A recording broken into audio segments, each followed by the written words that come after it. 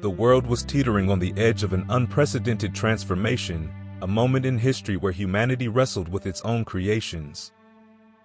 Artificial intelligence had seeped into every corner of life: schools, factories, courtrooms, hospitals, homes, redefining what it meant to live, learn, and work. For some, it was a thrilling leap into a future filled with promise and potential. For others, it was an existential threat, a slow erosion of the human spirit. Amid this sweeping tide of progress, ordinary people found themselves grappling with extraordinary challenges. Their lives, once firmly rooted in the rhythms of the past, were now caught in the whirlpool of change, forced to adapt or risk being left behind. This is the story of those caught in the delicate balance between innovation and humanity. Maya Carter stood at the front of her classroom, scanning the sea of young faces that had once brimmed with curiosity. The hum of the city outside seemed to amplify the silence within. She had been a teacher for nearly 15 years, and for most of that time, her classroom had been a sanctuary of exploration. Here, she had watched students light up with excitement over new ideas, heard their laughter during spirited debates, and witnessed their sense of pride as they solved problems together. But this year was different. The introduction of EduMind, New York City's groundbreaking AI-powered learning platform, had been heralded as a revolution in education. The system analyzed each student's learning style, identified gaps in their knowledge, and tailored lessons to maximize efficiency. Parents were thrilled. Administrators boasted of record-breaking test scores. Even Maya at first had been cautiously optimistic. She'd seen students who once struggled with basic math suddenly acing their quizzes. Yet, something was missing. Her classroom had fallen silent, drained of the vibrant energy it once held. Students no longer raised their hands to ask questions. They didn't linger after class to share their thoughts or dive into tangential discussions. Instead, they stared passively at their tablets, obediently completing tasks assigned by the AI. One afternoon, as Maya collected assignments, she found a note tucked into her inbox. It was from Isabella, one of her brightest students. "Miss Carter," it read, "if the AI already knows everything, what's the point of me learning at all?" The words hit her like a gut punch. That night, as she sat at her kitchen table, staring at the note, Maya couldn't shake the feeling that she was failing her students in ways she couldn't articulate. She had always believed that teaching was about more than just imparting facts. It was about igniting curiosity, fostering creativity, and helping young minds question the world around them. But what role did she have in a system where those values seemed irrelevant? Determined to take back her classroom, Maya devised a bold plan. The next morning, she announced a new project. Her students would work together to design and build a model of a sustainable city. The catch: they couldn't use EduMind for guidance. The room buzzed with confusion and resistance. "What if we mess up?" one student asked. "How will we know what to do?" Maya smiled. "That's the point," she said. The first few days were rocky. Accustomed to instant solutions, the students struggled to brainstorm ideas. Maya watched as they hesitated, unsure of themselves without the AI's guidance. But slowly, something remarkable began to happen. Isabella suggested using recycled materials for housing. Another student proposed wind turbines to generate electricity. Others chimed in with their own ideas, and soon the classroom was alive again, not with the polished efficiency of EduMind, but with the messy, unpredictable energy of human creativity. By the end of the week, their city wasn't perfect, but it was theirs. As Maya watched her students present their work, she felt a glimmer of hope. She knew the battle against complacency wasn't over, but for the first time in months, she believed it was a battle worth fighting. In Stuttgart, the cost of progress. Max Kohler wiped his hands on a rag, the smell of oil and metal still clinging to his skin. The factory floor in Stuttgart, Germany, was quieter than it had been when he first started working there 20 years ago. Back then, it had been a bustling hive of activity, filled with the sounds of drills, hammers, and human voices. Now, the factory was dominated by machines, sleek, efficient, and tireless.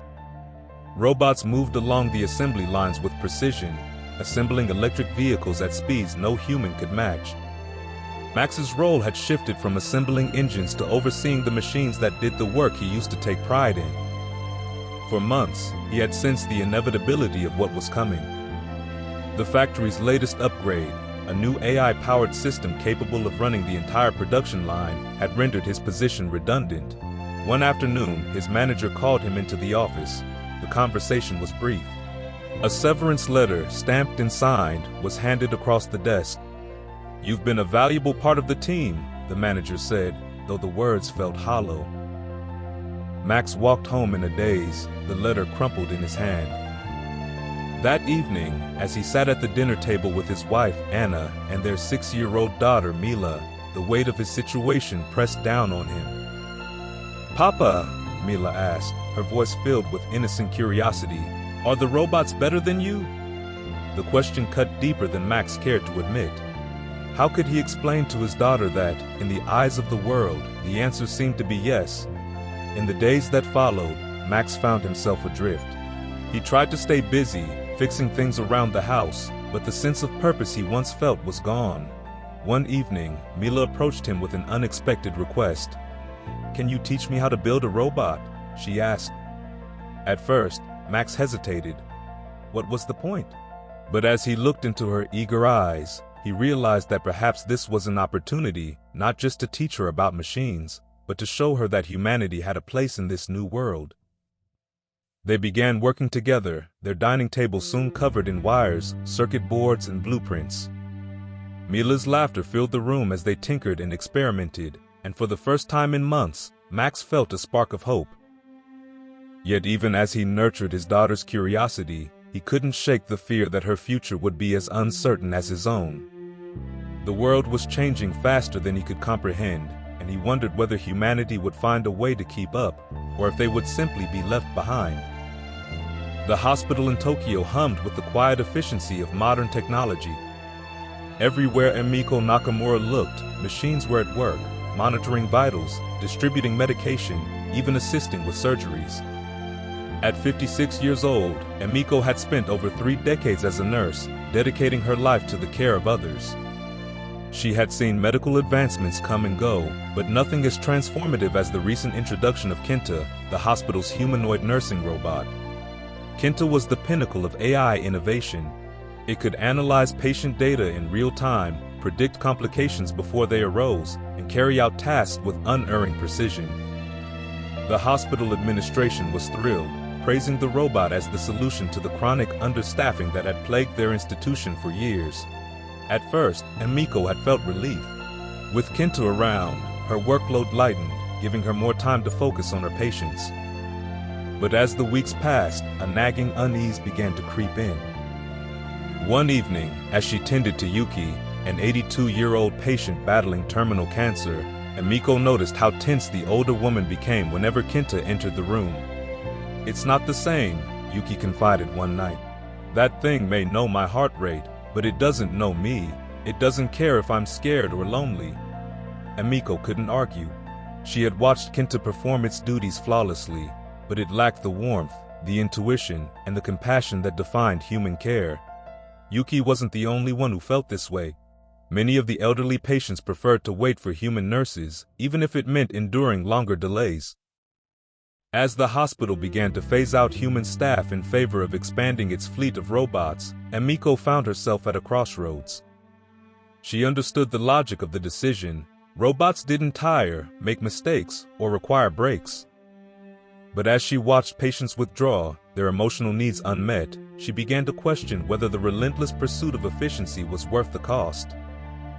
One night, after a particularly grueling shift, Emiko sat in the hospital's break room, staring at the sterile glow of the vending machine. A younger nurse, Hana, joined her. "They don't need us anymore, do they?" Hana said quietly. "They need something machines can't give," Emiko replied firmly. "We just have to remind them of that." Emiko began making small but meaningful changes. She spent extra time with her patients, learning their stories, holding their hands during difficult procedures, and offering words of encouragement. The hospital's administration may have prioritized machines, but Emiko knew that true healing required more than just physical care. It required the human touch. In Seoul, justice on trial. The courtroom in Seoul was silent, the air heavy with anticipation. Ji-hoon Park, a seasoned lawyer with nearly 2 decades of experience, stood at his desk, reviewing his notes for the 5th time.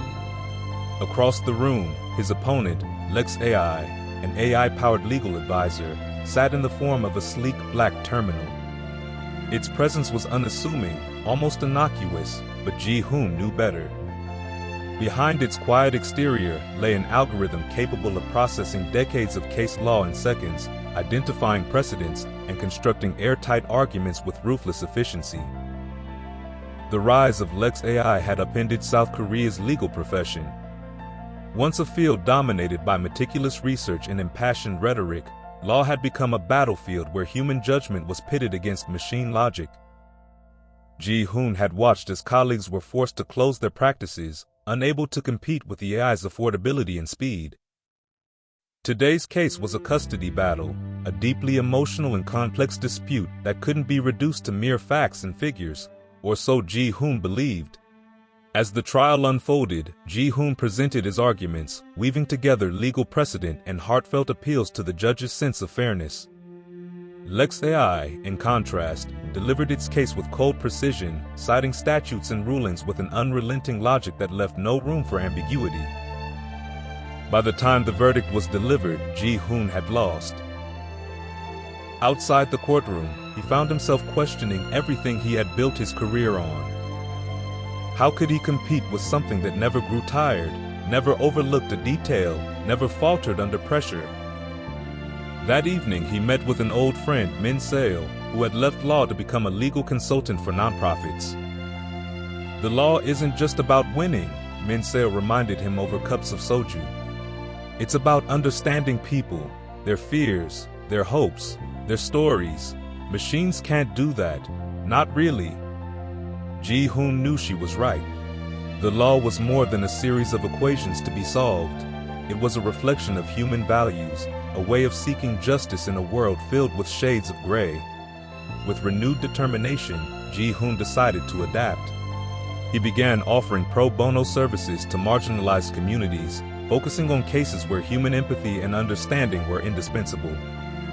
He couldn't outpace Lex AI in efficiency, but he could prove that the human element still had a place in the pursuit of justice. In every corner of the globe, the rise of artificial intelligence was reshaping lives, challenging long-held beliefs, and forcing humanity to confront difficult questions. Was progress worth the cost of losing what made us human? Could creativity, compassion, and justice coexist with the relentless march of technology? For Maya, Max, Emiko, and Ji-hoon, the answers weren't clear. But as they each fought to preserve the values they held dear, they became part of a larger story, a story not about machines or algorithms, but about humanity's resilience in the face of change. The world was changing, faster than anyone could have imagined. But in the spaces where human ingenuity, empathy, and determination flourished, there was still hope. And perhaps that was enough.